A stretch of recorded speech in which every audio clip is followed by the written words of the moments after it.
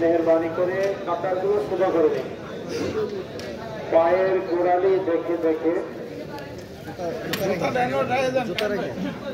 কাঁটা সোজা করে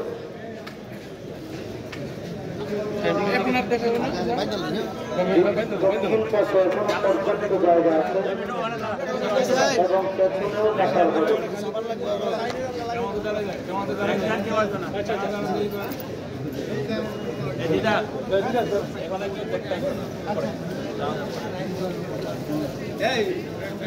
إن الحمد لله جميعا والصلاة والسلام على رسول الله أما بعد